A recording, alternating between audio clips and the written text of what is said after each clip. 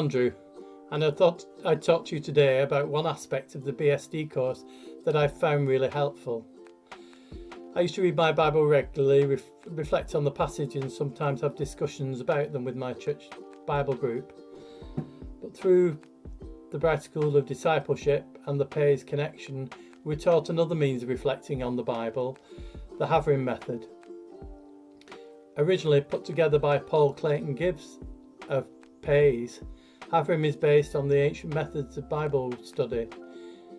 It basically means friends who study together, and it's a way of teaching anyone, anywhere about the Bible. When we could meet together at BSD, 2 or 3 of us would look at a particular piece of scripture and using the 4 levels of Haverim to discover what was meant by it. Level 1 looks at the intended meaning of the passage, with context within it and the background of culture and when it was written. Level 2 is the implied meaning, or how the passage may connect to other pieces of scripture within the Bible and the traditions and customs that may be hinted at, and how these may all be joined together. Level 3, the interpretive meaning, is where you put yourself within the passage as one of the characters and creatively interpret what you feel the passage is about. And this can be done through any creative means. Level 4 is the inspired meaning, which allows God to speak to individually through the passage, and then how that may speak to yourself or others in the group. During the last 12 months, I have started to preach as part of our North East Hub services, and I have found the Haverim method combined with prayer as a way of thinking about the scripture passages I'm leading on and on ways to interpret them as part of my talk. Level 3, the interpretive meaning is the one that inspires me most, and some of my BSD colleagues are really good at art and they have done drawings based on the passage. I lean more to the writing, and I've done quite a bit of acting over the years in amateur dramatics locally, so I have used this for my interpretation of the passage. What this has done has led to the Lord guiding me to write some monologues, and I hope this inspiration will continue. To illustrate this, I thought I'd read a section from one of the monologues, this one based on the bridegroom's father at the wedding of Cana.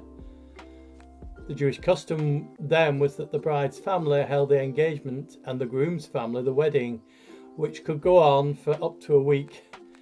And we know that as the wine ran out, Jesus turned water into wine. And so we hear Levi, the groom's father, reflecting on the wedding. It was near the end of the 5th day of the wedding, and I spotted the master of the banquet quietly having a word with Martha and Mary, and I wondered what was going on. Next thing I know, Mary was speaking with her son Jesus, and it looked like he was saying no to her, but I was too far away to hear anything. Mary must have said something back, and she gave him one of those looks only a Jewish mother can give. And he followed her towards the room where the wine was being brought from.